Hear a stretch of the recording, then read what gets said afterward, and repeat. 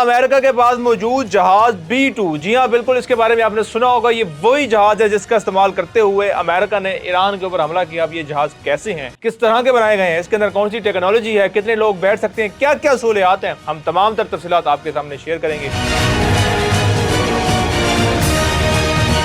अब ये जो जहाज है जब अमेरिका से जाता है ईरान के ऊपर हमला करने के लिए, तो अमेरिका ने सबसे पहले इस बात को मद्देनजर रखा है कि ये जहाज कहीं भी लैंड ना करे, कहीं पर भी उतर कर इसको रिफिल ना किया जाए। मतलब कि ये जो हमला है ये डायरेक्ट ऐसा हमला होना चाहिए कि अमेरिका का मैंने किसी की सहूलत नहीं ली, किसी का इस्तेमाल नहीं किया, मैंने डायरेक्ट हमला किया। अब ये जहाज जो है तकरीबन 36 घंटे हवा में रहते हैं और 36 घंटे हवा में रहने के दौरान जो है तकरीबन 4 बार इसको रिफिल किया गया है। 4 बार रिफिल करने के दौरान ज़ाहिर है जब 36 घंटे जब ये हवा में रहा है तो उसके अंदर 2 पायलट्स थे, तो ज़ाहिर है पायलट्स ने अपनी नींद भी पूरी की है। यानी कि इस जहाज़ के अंदर तमाम तर सहूलियात मौजूद हैं। अगर आप सोना चाहें, आप खाना चाहें, आप वाशरूम जाना चाहें, आप अगर कोई खाना गर्म करके खाना चाहें तो ओवन तक जो है इसके अंदर मौजूद है। इसकी अगर मालियत की बात की जाए तो कम से कम एक जहाज़ जो है $2.1 बिलियन का जो है ये तैयार होता है। और ये सिर्फ और सिर्फ अमेरिका के पास ये जहाज़ मौजूद हैं। तकरीबन 21 ये जहाज़ मौजूद हैं। और जब ये ऑपरेशन किया गया ईरान के ऊपर तो तकरीबन 6 जहाज़ों को जो है इस्तेमाल किया गया, लेकिन सिर्फ एक जहाज़ ने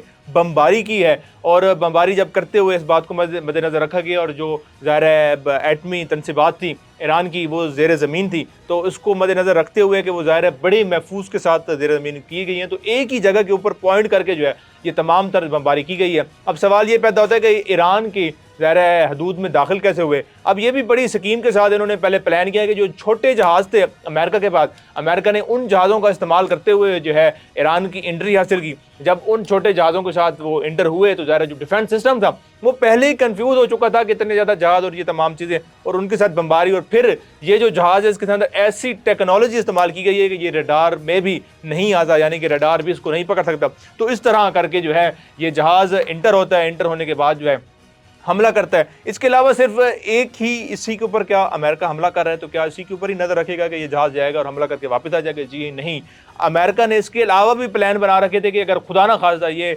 जहाज़ जो है फेल हो जाता है किसी भी तरीके से हमला करने का, तो हमने हमला करना ही करना है। तो और भी ऑप्शन जो हैं वो मौजूद थे। हमने आपको बताया 6 जहाज़ तो ज़ाहिर है गए थे, इसके साथ 6 जहाज़ों के साथ और छोटे बड़े और जहाज़ भी, फाइटर जेट्स भी मौजूद थे जो जहाज़ों की हिफाजत कर रहे थे। और वो इसलिए मौजूद थे कि जो रडार सिस्टम उसको कन्फ्यूज़ किया जाए। और फिर ये जहाज़ बड़ी आसानी के साथ और बड़ी खामोशी के साथ जो है ईरान की फ़िज़ाई हदूद में दाखिल होते हैं, हमला करते हैं और बड़ी आसानी के साथ और खामोशी के साथ फ़िज़ाई हदूद से बाहर निकल आते हैं।